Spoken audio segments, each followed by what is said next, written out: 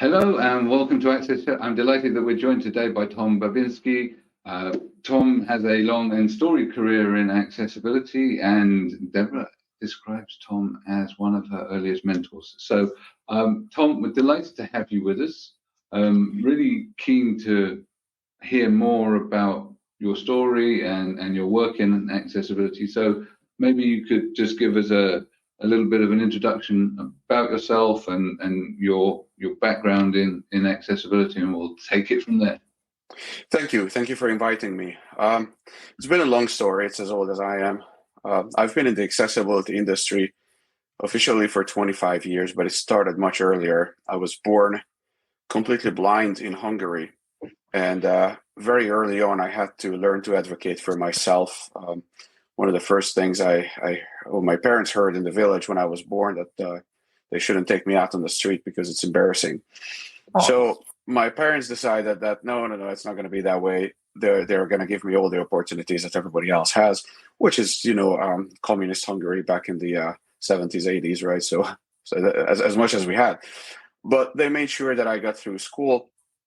And early on, I learned to advocate for myself to a certain extent. But it came to a point where I was able to finish school, got a master's degree, but nobody really wanted to employ me other than in the traditional, so to say, blind jobs. You could be a phone operator, you could make brushes and brooms. And if you had a college degree, maybe you could teach at the school for the blind those days. It's of course different, and I don't want to portray Hungary that it's like that. In the European Union now, things have changed drastically. But since I was learning U.S. history and I learned English while I was there, I was back and forth to the U.S. I just came here to finish my education, and I received a job offer. So I ended up staying in this country, and it's been, I think, for 25 years now that I'm here. And I started working at different smaller consulting companies, and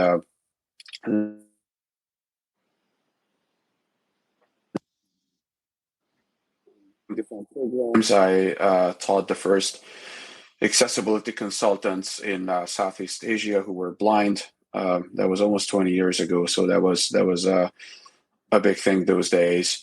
And then I joined IBM as a mobile accessibility advisor, but then soon I started taking over the IBM corporate accessibility training program. And I built a center for entrepreneurship at the Hadley School for the Blind so that people, particularly who didn't have access to a regular 9-to-5 job, could work mostly remotely, which was far ahead of its days when COVID came. Those people were already working remotely and starting or doing their entrepreneurship. So right. That's mostly in a nutshell. So I mean, as I said, long and storied history. So we know that IBM was an early mover. Section 508 has had a powerful effect on also the work that you're doing with Section 508. That has also had a powerful effect on moving industries to do more. I think we're seeing more movement again with the European Union weighing in with legislation, the European Accessibility Act coming into force. So we're seeing another wave of accessibility, which I'm excited about. But if I may ask the question that the thing that excites me is you were talking about entrepreneurship, right? So you said you wanted to escape the sort of basic jobs that people had expectations that someone with no vision would be able to do, and so you went into tech, and then you were teaching entrepreneurship. What were the sort of things that you were doing to enable entrepreneurship? Because this is an area of passion for me also. So how were you equipping young people or older people with the skills that they needed to be able to sort of set up in business? Were there any specific things that you did particularly? Yeah, so first we had to make it accessible. So where the whole thing was coming from was that generally blind people 70% of blind people tend to be unemployed or underemployed. And partly because maybe they didn't have too many opportunities to find a job. Maybe they are older, and when they were young, they didn't have access to education just like everybody else. Maybe it's because they live in an area where there's no transportation, therefore they cannot go to a work location. So that was the whole idea about entrepreneurship, that let's give people accessible courses so they can learn how to start a business if they want out of the comfort of their home. And that started in 2010. And I had probably more than 500 students in the first 3 years. And many people started small businesses, creating courses, doing consulting, selling on eBay, and many of them were online. So we wanted to make sure that we, one, provide them with accessible curriculum, and two, show them tools which are accessible that they can use to start their business. Tom, I just, first of all, welcome to the show. I'm really excited to have you here, and you should have been on the show a long time ago, because you really did teach me so much when we were working on projects with the patent and trade operations over there. This seems like a different lifetime. But I, like Neil, I am very, very interested in the entrepreneurship for people with disabilities as well. And I know that's something that, we want to partner with others on at Billion Strong. Also know that Zero Project is trying to really work on scaling up, how they're supporting entrepreneurs with disabilities with their IT and everything. And Neil, maybe you can talk a little bit more about that.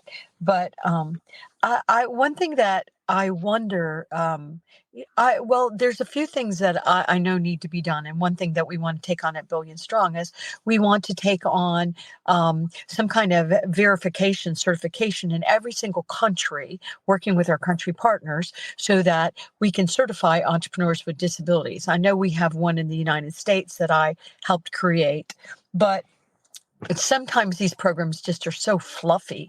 They add no real value to the entrepreneurs. So we really want to do one that because I have a lot of corporate brands coming to me saying, we want to include vendors that are, entrepreneurs with disabilities, but there seems to be a disconnect. So there's a lot of efforts being made, but I was just curious, in your journey and in the work that you've done as well, are you optimistic about where we're going? Or, there's a lot of efforts being made, but are you optimistic about the directions? Look, generally, yes. I think there's much more awareness. I think there is much more talk about accessibility. There's much more talk about inclusion. For example, now we concentrate on more disabilities than what we did 20, 30 years ago. So it's actually not the number of the people with disabilities that's growing. It's that we are recognizing more disabilities. We are getting to a point from talking about accessibility to talking about inclusion, because accessibility is not everything. Sometimes people have needs who don't have a disability, or maybe they have a temporary disability. They just have human needs. And I feel that inclusion is what's going to take that into consideration. The downside is that things are changing so fast.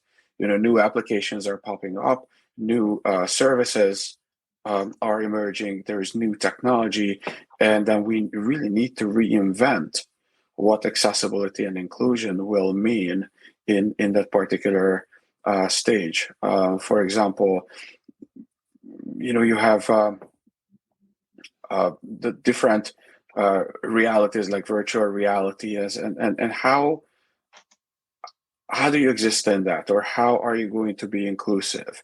What are you going to do when you don't have actual devices, but you have to look at certain things or touch non-existent things that you can see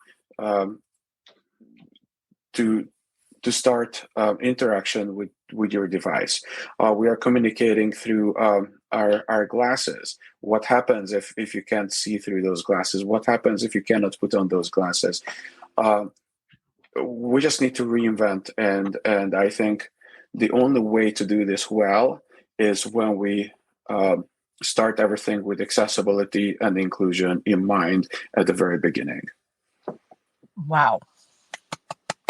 Sorry, just had to clap for that. Thank you. Neil, I think you wanted to come in here. I think Antonio had a question. And then Okay, cool. All right. Because let me just add one thing. Because through my consulting practice, I have worked, I would say 95% of the cases trying to fix something up that had no consideration about accessibility, right? And I feel that that's changing. Okay. I think we're getting there now. And so, yes, I'm very optimistic, but it's not going to be easy. Ooh, love it. Tom, I want to bring a topic that I was discussing on the other day. About the web, how it is today. We know all the issues that we have with fake news, with false information, and we know that can be a problem for many people. How do you feel that we, considering all the problems that we have with part of the web not being accessible, how can we improve it, but at the same time make sure that people who need access to trusted sources that are able to trust on the web and not be, somehow end up in situations where the internet can put some tricks and end up reading fake information, how we can make it better for people? What's your view on that? Well, look, I don't think I'm going to be popular with my answer, but I'm going to tell you anyway. Yeah. Here's the problem. There's such a huge information overload. When I started my consultancy many years ago, I was able to have interaction on social media. Now everybody's just pushing their junk, and there's a put it in your face, and you don't know what to read. You have ChatGPT, which is either making up stuff or not. You have the search engines that put up the information on the first page that could be doctored to be placed on the first page, or somebody had enough money to get it there. So where I feel I'm not going to be popular is that we need to use information and the internet and online sources for what they are worth. But I think it's about time to go back to working with real people and have real networking. And as you said, trusted sources. I don't want to worry about what comes up first on Google. I want to know who are the people that I trust. If this is the information you're going to put out, if I'm going to read your newsletter, if I'm going to take your services, I will understand that you are behind it. And you know what? I want to go there. I want to meet you with you.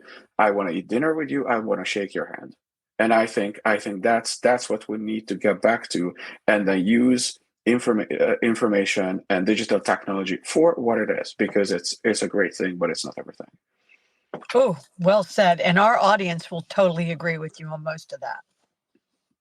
Excellent. So, go on, Antonio, you follow up. No, it's. I think it's a very important topic. As we all know, even experts can fall into traps around the web. So if we are, considering that the web, most part of the web is not accessible, and we have all these layers of workloads, I think this is a very important topic. Yeah. So I think absolutely we've seen the dilution of truth on the internet and the diminution of quality of information that's on there. We've got an explosion of junk info. The content has multiplied rapidly, and you can create loads and loads of content, but the utility of that content is less now than it was maybe a decade ago. So we spend more time selecting and going through information instead of consuming the right information. Yeah, I think that's fair.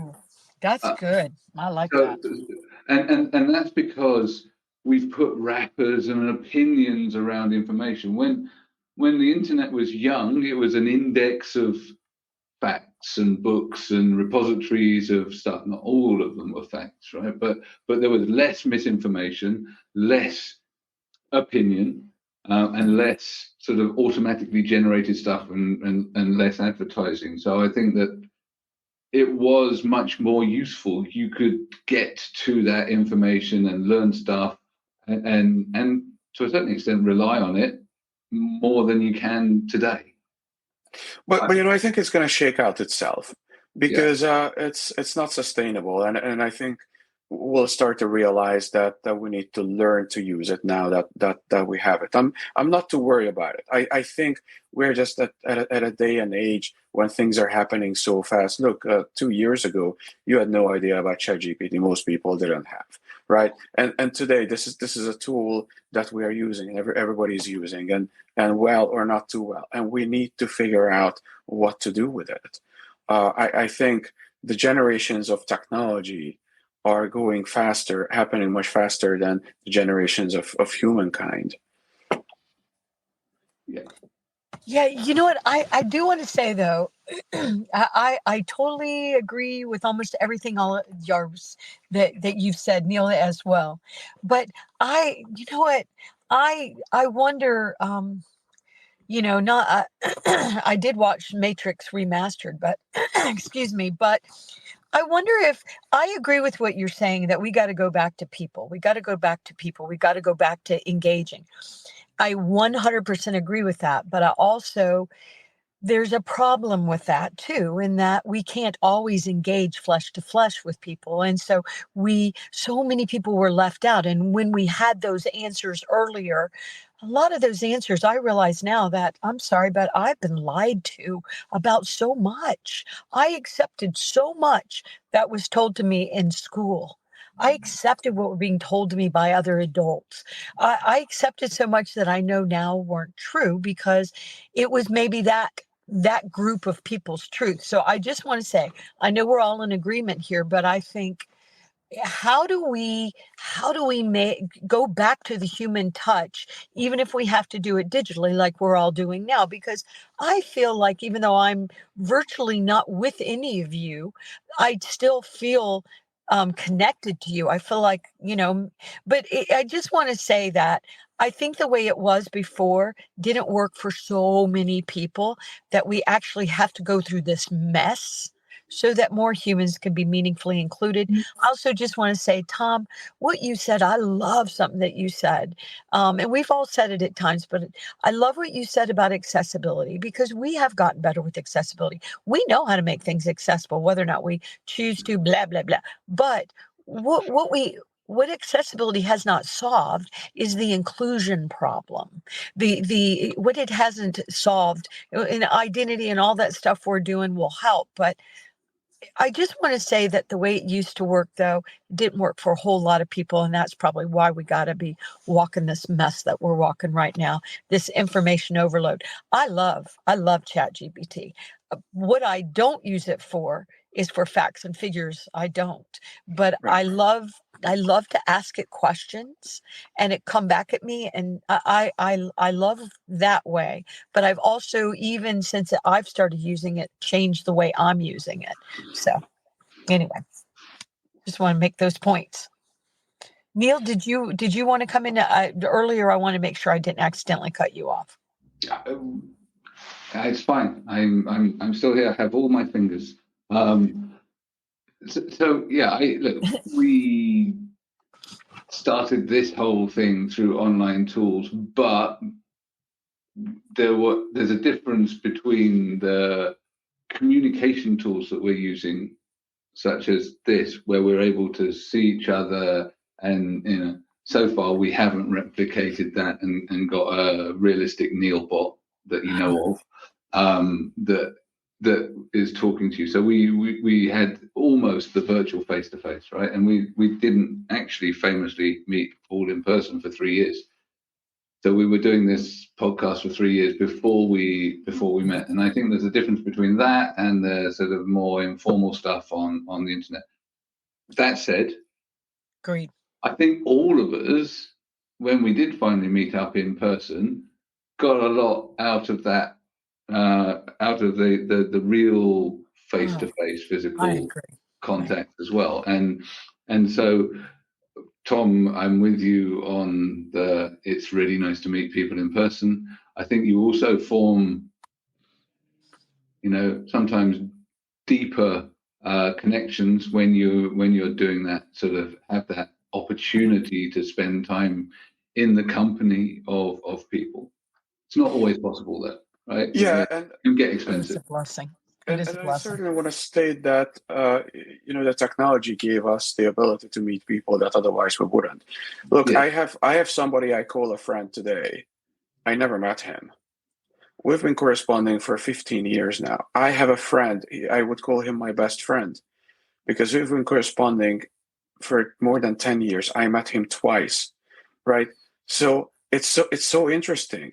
Can somebody be your best friend just because you don't hang out every day? So yeah, technology does something, but I think what's really important is we have to talk with the people and not just shout into the internet and see if someone's going to hear us. And sure, it has its functions too. That's how you can get messages across. That's fine, but you don't have the ability to control who is going to listen to it. But if you have a one-on-one conversation, or you get together with a group of people, then we're involved. I agree. That's technology helping us to get closer and not farther. Yeah, so I think so we wanted to create a sense of community. So aside from sort of having guests on and learning from people from these 3-to-1 conversations on Access Chat, we also wanted to bring people together and allow people to communicate, and that was the purpose of us having Twitter chats and the Q&A on social media. But it was that dialogue. It wasn't the broadcast, because social media used to be more social than it is now. Right. We've forgotten the It's so social bit. true. Wow. So That's a good concept. That's a I like that. quote. yeah. Yeah, I mean, it's pretty antisocial right now. Yeah. We see a lot of people exhibiting quite antisocial behaviors on what are supposed to be social media platforms. So I can understand why people shy away from it. We've definitely seen a drop off in, the levels of engagement because people don't want the toxicity of some of the stuff that goes on the platforms. I think that, as you say, Tom, it's going to find its way, and eventually something will level out. But we're going through definitely a bumpy patch.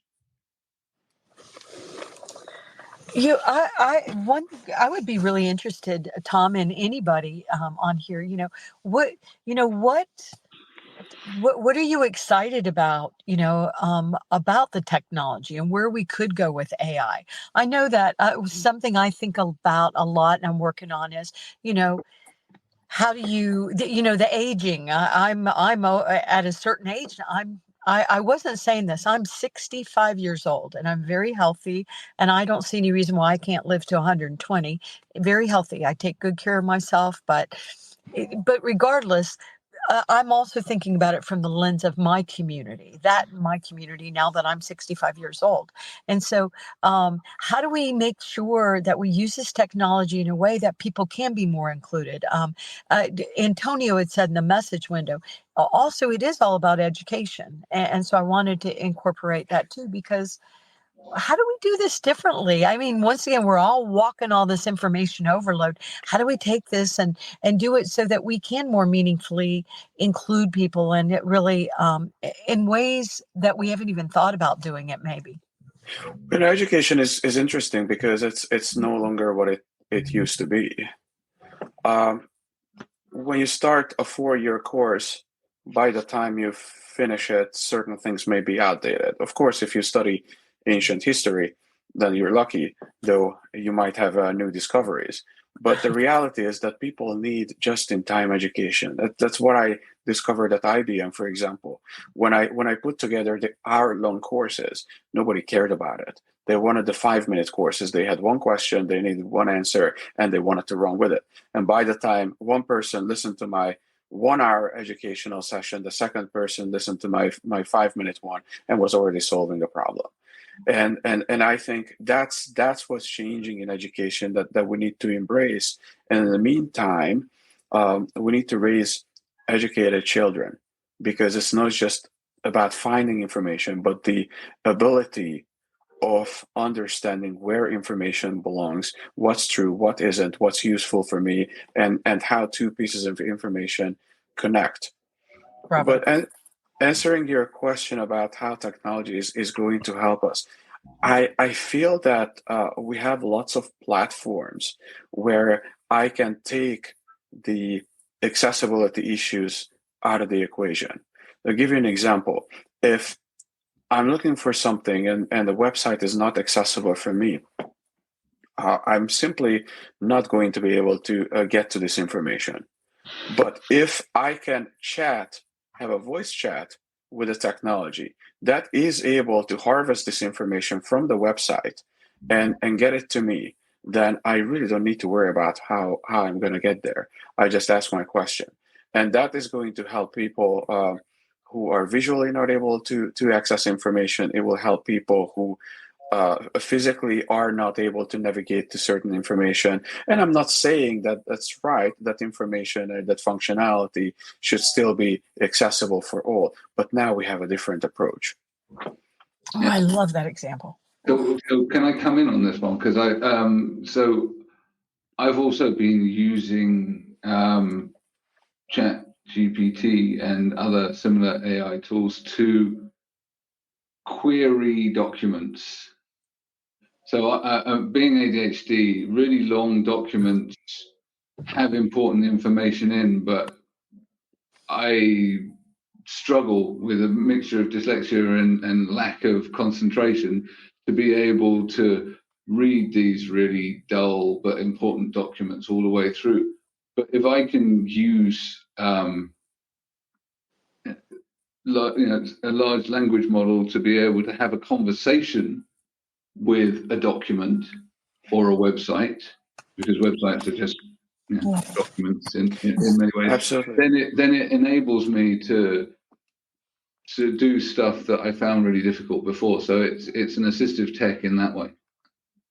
Yes, absolutely. But having said that, I think it's still important that we continue understanding how to write using a language that's understood by more and more people, especially thinking about legal documentation.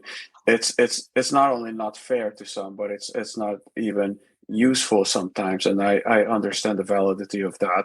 But we need to start thinking about talking to people and not just to the checklists and the legislation. Oh no, fully agree. I was part of the cognitive accessibility task force, and language was always one of the hottest topics. Understandability and language was something that we know benefits so many people, and yet there's still I was going to use a long word. I was going to say propensity, but there's still people still like to use complex language to make themselves sound clever, or particular professional groups use the language of their profession, which actually excludes people. It doesn't matter whether you have a disability or not. Okay. The professions exclude people because it keeps the mystique about their profession. And what was interesting was that in the UK, at least, they started communicating in common language. So instead of saying, we need a urine sample, we're talking, we need you to wee into this thing, because it's the language that people understand. So changing that language has actual impact on people's health outcomes. Removing that barrier has a positive impact on society. So I'm fully with you. Love that. Yeah. So another question for you. Sorry to hog the questions.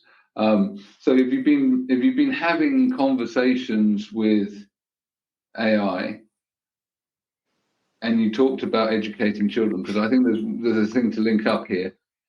How do you verify that the AI is telling you the truth, and how do you teach your kids or the younger generation to question the response that they get? I think that's not, really not my table. I don't necessarily teach kids other than my own kids. Look, have conversations. I don't know. I'm not the right person to answer that at a large scale, at a small scale,